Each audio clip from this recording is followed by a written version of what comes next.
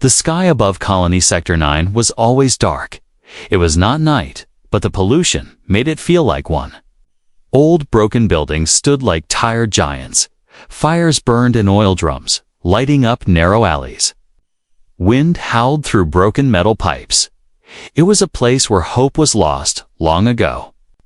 A boy named Reed walked quietly along the edge of the wall. He was only 12, small for his age, but fast. He wore a dusty gray jacket and held a bag close to his chest. Inside were 2 pieces of stale bread and 1 small box of milk. He looked around carefully, making sure no one followed. Food was rare, and people would fight to steal even crumbs. Reed lived with his uncle in an old storage unit. His parents had died in the last heat wave. Now he scavenged and traded to survive. But tonight was strange. He felt like someone was watching him. He turned into a narrow alley behind the old supply tower. Suddenly, a soft voice whispered from the shadows, "Just milk for my sister, please. I'll pay you back when I'm grown." Reed froze. His heart raced. He looked around, but saw nothing. Then she stepped out. A girl, maybe 8 years old, but not human. Her skin was pale blue. Her eyes large and glowing faint green. She wore torn cloth around her thin body. She looked sick, tired, and hungry. Reed stepped back in fear. Aliens were dangerous. That's what the colony taught everyone. They were the reason for the alarms, the curfews, the guards. But this girl didn't look dangerous. She looked like someone who hadn't eaten in days. She raised her tiny hands slowly, showing she had no weapon. Her voice shook as she spoke again. "Please, just some milk." Reed stared at the milk box in his hand. It was the only real food he had tonight. His stomach hurt too, but something about her eyes made him pause. "For your sister?" he asked quietly. She nodded.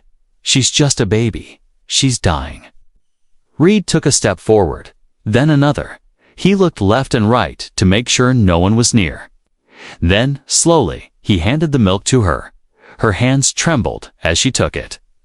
She held it close, like it was gold. "Thank you," she whispered. Then she turned and disappeared into the shadows, gone like smoke in the wind. Reed stood there for a long moment. His stomach growled. His hands were empty, but his heart felt heavy. Not because he was hungry, but because he saw something no one talked about back in his storage home. Reed couldn't sleep. He kept thinking about the girl. Why was she here? Why was her sister? Why didn't the patrols catch her? Next day, the colony was buzzing. People were talking about a missing energy cell. A milk drone had gone off course. One guard said he saw green lights in the tunnels. Some said it was ghosts. Others blamed rebels. But Reed knew what it was or who. He went back to the alley that night. He brought another box of milk. He traded with an old man for his only pair of warm gloves. No one was there. He left the milk in a dry corner and waited in the shadows. Hours passed. Cold wind cut through his jacket. Then, from a pipe below the wall, she came again. This time, she didn't speak. She just picked up the milk and looked at him. Then she gave a small smile, not with her mouth, but with her eyes. Then, like before, she vanished. Reed returned night after night, each time with a little food or milk, and each time the girl came and left quickly. He never saw the sister, never followed her. Something told him not to, but one night, after giving her food, he found something strange. Near the wall, buried under an old pipe, was a symbol. It glowed faintly when he touched it, like it was alive. It wasn't human tech, that was clear. Reed stared at it, confused. Maybe this wasn't just about hunger. Maybe this was something much bigger, and maybe, just maybe, he was the only one who cared. Asterisk rain never fell on Colony Sector 9, but water still dripped. It leaked from old rusted pipes that ran like skeleton veins across the ceilings, deep under. The colony, far below the living areas, were the tunnels, dark, cold, and mostly forgotten. People said ghosts lived down here, but no one came to check. Reed walked slowly through the tunnel entrance, holding a flashlight. The light flickered as he stepped over broken cables and crushed metal. He was scared, but his curiosity was stronger. He wanted answers about the alien girl, her baby sister, and the strange glowing mark on the wall. Each night she came for food. Each night she disappeared into the dark. She had to be hiding down here, somewhere. But how? There were no lights, no power, and no maps of this area anymore. Reed's boots made soft splashes in shallow puddles. His breath came out in small clouds. The air smelled like wet rock and rust. He turned a corner and stopped, scratched in two. The wall were symbols, not human ones. Thin curved lines and glowing dots, just like the mark he found near the wall where the girl vanished. He touched one with his fingers. It pulsed with a soft green light. Alive, like it knew him. Suddenly, a soft sound echoed down the tunnel. A hum, like a lullaby made from wind and metal. Reed turned off his light and crouched behind an old storage box. From the shadows, he saw her again, the alien girl she was, carrying a small bundle in her arms wrapped tightly in old cloth. It was moving. That had to be the baby. She walked slowly, carefully, into a side tunnel. A piece of wall slid open for her like a door Reed couldn't see before. Then it closed, and she was gone. Reed's eyes widened. That wasn't junk tech, it was advanced. Far beyond anything humans had built on this planet. It meant she wasn't alone. Someone or something had helped her survive. He wanted to follow, but the wall was solid again. No switch, no button, nothing. So he marked the place with chalk and turned back. Above ground, the colony felt louder than ever. People talked about food trucks going missing, security bots glitching near the lower sectors. Some guards even reported seeing flashes of green light underground. One man claimed he saw a small ghost run through a wall. No one believed him, but the story spread. At night, Reed came back with milk and some old blankets. He left them near the tunnel gate. The morning they were gone, she was still alive, and now, so was the baby. The next day at school, Reed sat alone, thinking. A girl named Myra, who always finished first in math class, noticed, "You look like you've seen a ghost." She joked. Reed looked up, surprised. "Maybe I have," he said.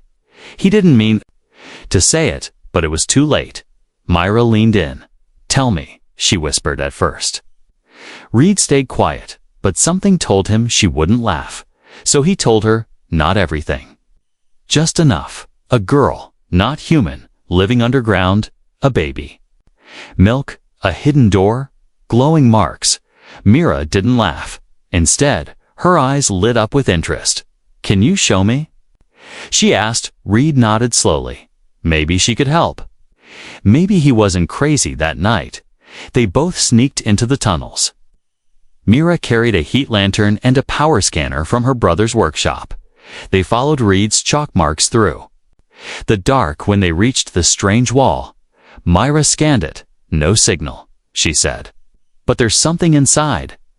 Suddenly, a quiet voice came from behind them. "You brought someone." They turned fast. It was her, the alien girl. She didn't look angry, just tired. The baby was still in her arms, but now it opened its eyes, bright, glowing like stars. Myra stepped back in shock. Reed held his hand up. "It's okay," he said. "We want to help." The alien girl nodded slowly. Then she let them follow. The wall slid open again, revealing a small hidden room. Inside were strange machines, soft lights, and sounds like a heartbeat. This was a shelter, maybe. The last one of her kind. The baby looked at Reed and Myra. Then something strange happened. A voice echoed in their heads, soft and innocent. "Thank you," it said. The baby was speaking, not with a mouth, but through their minds. Myra gasped. "This isn't just a baby," she whispered. Reed nodded. "She's something more. And now they were part of something much bigger. Something that began with a whisper in the dark and would end with the truth about this planet. The next morning, Reed sat in silence. His hands were cold, though the sun was bright. He couldn't stop thinking about what he had seen. A baby alien, glowing eyes, a hidden shelter under the colony, and a voice that spoke inside his head. It didn't feel like a dream. It felt like a warning. Mira met him near the scrap market. She brought a piece of old tech she had scanned from the hidden room. "It's not human," she said quietly. "I don't even think it's from this." Sentry Reed nodded. Everything about that place felt older than the colony itself. They needed answers, real answers, not the ones told in history class. So they went to the one person who might know. Old Mr. Cull lived in the junkyard past the reactor zone. He was once a deep systems engineer before he lost his hand to a coolant blast. People called him crazy, but he knew things, old things. Mr. Cull was sitting under a rusted satellite dish, fixing a radio that didn't work. Reed stepped forward. "We need to know about the First War," he said. Cull looked up slowly. "Why?" he asked. Reed took a breath, because it never ended. Cull stared at them for a long time. Then he stood and walked to a metal cabinet. He pulled out a black box marked "Not for Records." He opened it and took out a small cube. "This," he said, "is from the first wave." He placed the cube on the table, and it lit up with a hologram, not of soldiers or battles, but of a peaceful valley. Alien trees, glowing rivers, tall towers made of crystal, and in the center, children playing with skin as blue as the night sky. They were here before us. Cull said, thousands of years, maybe more. When Earth found this planet, they called it empty, but it wasn't. He showed them another recording. Humans landing in giant ships, digging, building, taking. Some aliens ran, others fought, but they were no match for Earth's machines. Their cities were buried, Cull whispered. Their people were hunted, and in the end, we told our children they never existed. Reed's hands tightened. "Why?" he asked. "Because no one wants to be the villain in their own story." Cull replied. Mira looked at the screen again. The children playing. One of them looked exactly like the alien girl they had met. "What happened to them?" she asked. Cull shrugged. "Some escaped underground," he said, "but they had no food, no light, no sun. They started dying out until they were forgotten." Reed felt a weight in his chest. All this time, they were told Earth was the hero, but maybe that was never true. Maybe the girl in the tunnel was not a threat. Maybe she was just the last hope of a lost people. Back in the tunnels that night, Reed brought extra food. He found the wall again and tapped the side the way he had seen her do it. The door slid open. The girl was waiting. She had dark circles under her eyes, but she smiled when she saw him. "You came back," she said. Reed nodded. "We found someone who knows." He placed the cube from Mr. Cull on the ground. It activated and showed the same peaceful valley. The girl's eyes widened. "I remember this," she whispered. "It was from my dreams." Myra stepped forward. "What's your name?" she asked. The girl paused, then pointed to her chest. "My name is Sari, and your sister?" Reed asked. "She's called Kelly." Sari said, "She's not just a baby. She carries the memory of our people." "What do you mean?" Mira asked. Sari looked at Kelly, who was sleeping in the cradle made of crystal pieces when our elders died. They placed their memories inside her. "She is the last vessel." Reed sat down slowly. "Then we have to protect her," he said, "no matter what." Suddenly, the room lights flickered. An alarm rang far above. Echoing through the pipes, Sari stood up fast. "They found us," she said. Reed's heart pounded. "How?" Mira checked her scanner. "There's a patrol near the lower shaft. They're scanning for life signs." Kelly stirred in her sleep. A soft glow spread from her skin, and then, in their minds, her voice returned. "Hide," she said. "They're afraid of me." Reed grabbed the cube and turned to Sari. "We'll come back," he said. "We promise." Sari nodded and opened the wall again as it slid shut. The sound of boots hitting metal rang through the halls above. The hunt had begun, but now, Reed and Mira were no longer just helpers. They were part of a forgotten war. And it was only just beginning. 2 days passed. The air inside the colony felt heavier. Not just because of the heat, but because of fear. A red notice flashed on every screen. Nutrient supply level. Critical rationing enforced. People shouted in food lines, pushed each other for water tablets, but the worst news came from the milk depot. "There's a shortage." The officer announced, "Milk rations are now locked behind ID and retina scan." Reed stood in line, fists clenched. His card was only good for half a carton per week. And Sari's sister, Kelly, needed milk every day to stay alive. Reed turned away, pretending to cough. He didn't want cameras picking up his face. They were tracking everything now. Too many missing items. Too many glitches in the drones. But he knew it wasn't tech. It was him. He met Mira behind the scrap units near the waste pumps. She looked angry. They changed the access. "Codes," she whispered. "I can't even hack the backup lock." Reed sighed and looked toward the governor's tower. "That's where the only backup milk is kept," he said. "In the vault." Mira raised her eyebrow. "You're not thinking what I think you're thinking." Reed didn't answer. He just nodded once. That night, the air outside the colony walls crackled with static. A sandstorm brewed beyond the perimeter. It was the perfect time to move unseen. Reed and Myra crawled through the old vent shafts. Rust cut at their hands and knees, but they didn't stop. Inside the storage level of the governor's tower, motion lights blinked red. A single patrol drone floated near the ceiling. Mira threw a sound spike to the far end of the hall. The drone turned and moved to investigate. Reed slid under the vault door and hacked the control pad. He wasn't good at tech. But Mira had preloaded a bypass chip. With a hiss, the vault opened. Rows of silver cases lined the walls, inside each nutrient milk, sealed and pure. Reed grabbed 4 packs and stuffed them into his satchel. Just then, the drone turned back and spotted movement. Alarms blared, red lights flashed. "Go!" Mira shouted, pulling Reed through the shaft just in time. Behind them, a laser net sealed the vault shut.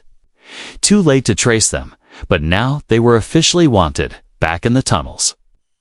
Sari waited with Kelly wrapped in layers of cloth. The baby's skin had faded to a pale gray. She hadn't eaten in 2 days. Reed dropped to his knees and handed the milk to Sari. She didn't speak. She just opened the bottle and fed Kelly drop by drop. As the liquid touched her lips, her color returned. A soft golden glow lit her face. Reed watched in awe. It was like life itself returned through that milk. Myra stared at the baby's skin. "It's changing," she whispered. Kelly opened her eyes slowly. She looked directly at Myra, then at Reed. "You risked much." Her voice echoed in their minds. "We won't forget." Suddenly, a soft pulse came. From Kelly's cradle, a wave of energy, like a heartbeat. It rippled through the stone and then vanished. Reed looked at Sari. "What was that?" Sari looked afraid for the first time. "She's waking up," she said. "Too fast, up above." The colony command center picked up something unusual. A small energy spike, deep below the surface, not human-made. Not from any known system. The governor looked at the screen and frowned. "Send a sweep team," he ordered. Now, down in the tunnels, Reed and Myra sat in silence. They knew their time was running out. Sari began packing. "We can't stay here anymore," she said. "The energy pulse will bring them." Reed stood up. "There's an old launch bay outside the colony wall." He said, "It hasn't worked in years." Sari looked at him with hope. "Can you fix it?" Mira smiled. "We can try." They moved fast, through side passages and broken shafts. each step filled with danger. Kelly stayed wrapped in Sari's arms, glowing softly, but with every breath. Her light grew stronger. The launch bay was covered in dust and spidered with cracks.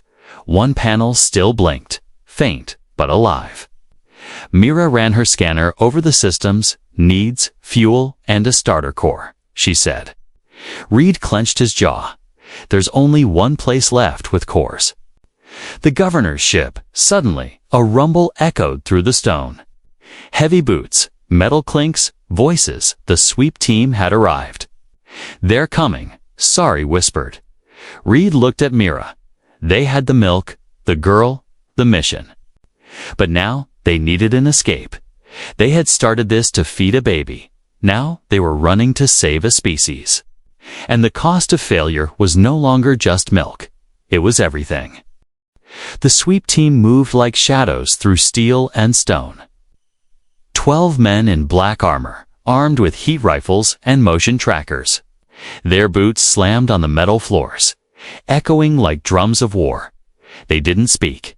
They were trained not to, trained to find, capture, or kill anything not on their list. Deep in the tunnels, Reed felt the vibrations in his feet. He pressed his ear to the wall and heard its footsteps. Steady and getting closer. They're here, he whispered. Myra was at the panel, trying. To power up the old launch controls, Sari held Kelly close to her chest, her eyes glowing faintly in the dark. We need more time, Mira said. Reed nodded and stood.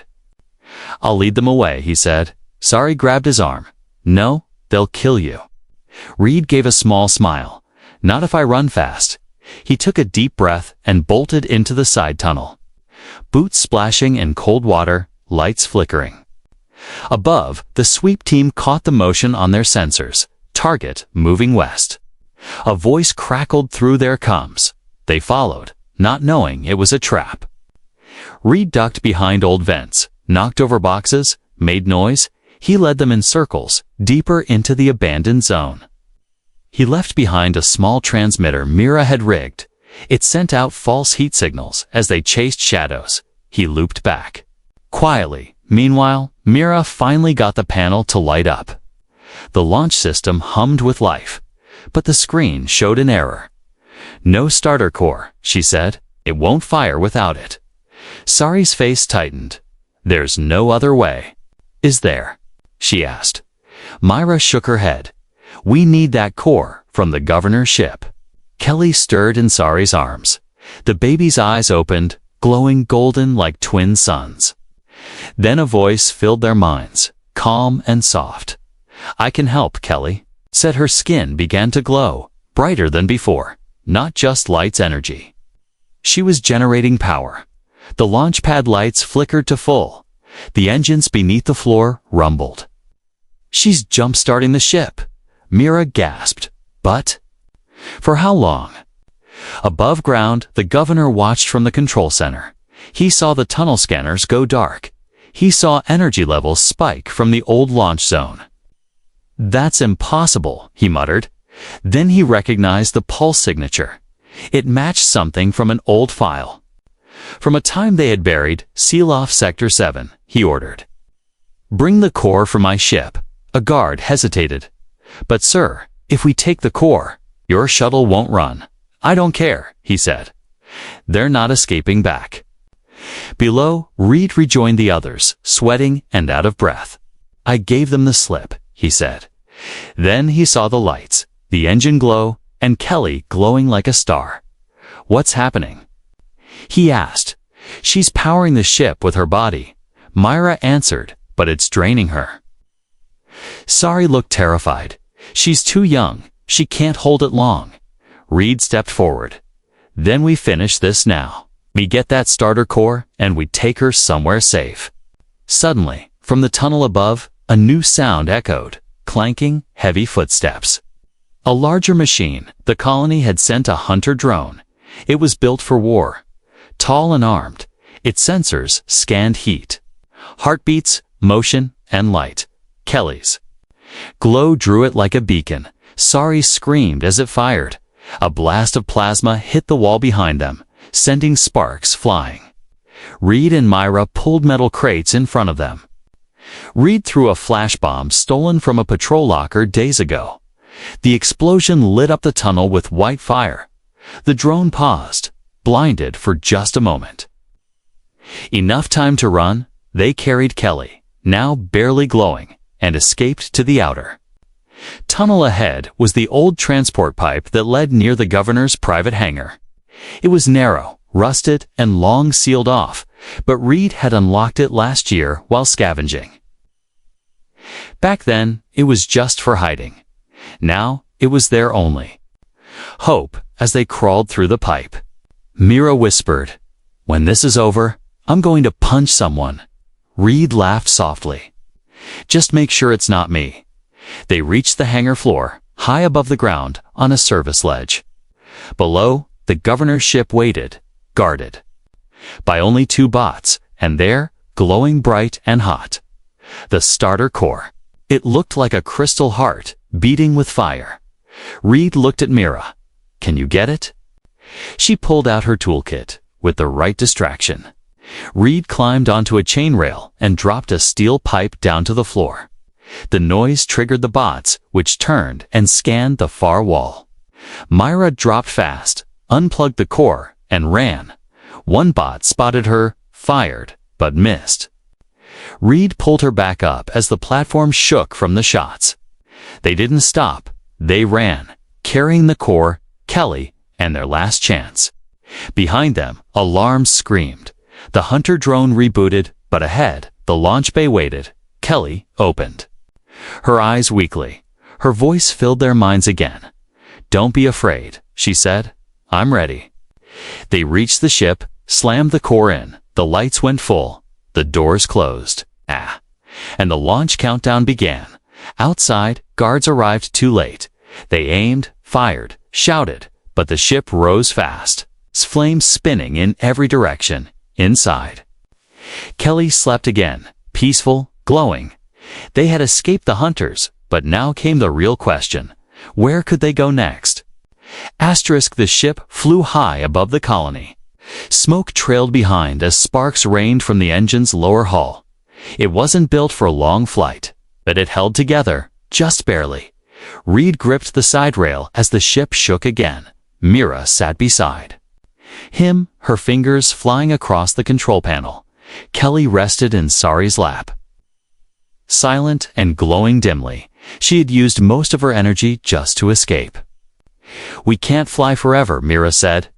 "The stabilizers are cracked." Reed looked through the cracked window. Below them, the colony shrank into dust and fire. But ahead, the ridge behind that ridge was the old diplomatic zone. Long, abandoned, but still standing. "We land there." Reed said, "It's neutral ground." Sari looked up.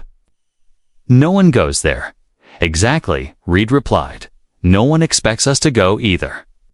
The ship landed with a heavy thud, metal groaning. As it touched down, dust exploded around them like a wave. Inside, alarms blinked red, but the structure held. Reed opened the hatch, coughing in the dry air. Broken flags fluttered from shattered poles. The zone had once been meant for peace talks between Earth and other colonies. Now it was just a graveyard of forgotten promises. They carried Kelly into the main hall. The glass ceiling above was cracked, sunlight pouring through. Here, at least for a while, they were safe. Or so they thought. But Governor? Terran had already tracked the ship from his command center. He stared at the screen showing their landing zone. He clenched his jaw. "Send a message," he said. "Tell them I'll come alone."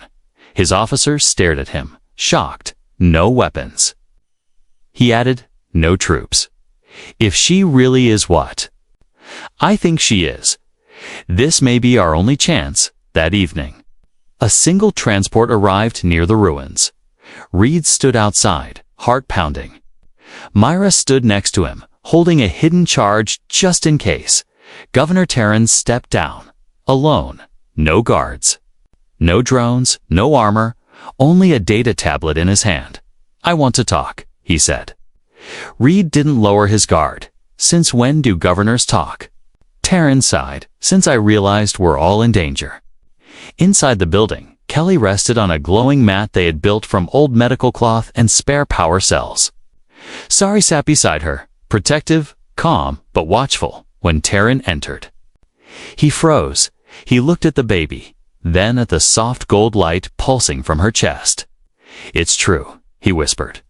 "I didn't believe the old files, but now I see." "She's the last of them," Sari said. "Her mind holds everything." Taryn nodded. "I know. I've read the lost reports. Your people weren't our enemies. They asked for peace, but Earth wanted control." Reed stepped forward. "Then help us," he said. "Let us take her somewhere safe." Taryn hesitated. "The Earth Board won't allow that. They'll see her as a threat. Even I can't stop what's coming." Kelly opened her eyes. She didn't cry, didn't speak. But her presence filled the room with a strange calm. She looked directly at Taryn, and then a wave of memory struck him, not his own, but hers. In his mind, he saw tall alien towers, blue skies, children laughing. He saw humans arriving with weapons, soldiers storming villages. He saw himself younger, saluting before the invasion began. And he saw a child hiding under a stone table, whispering, "Just milk for my sister, please." Taryn stumbled back. Eyes wide, "She showed me." He said, "She remembers everything."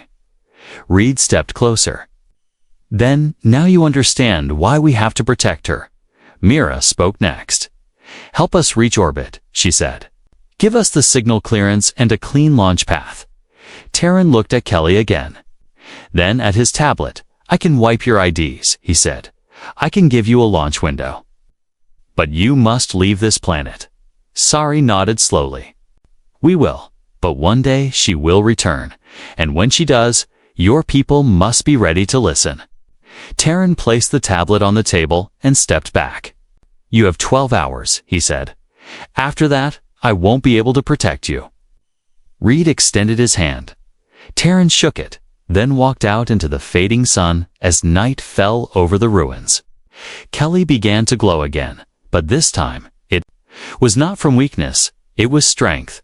She looked at the stars above, eyes steady. Voice silent but powerful in their minds. "I remember everything," she said, "and I forgive." Reed sat beside her.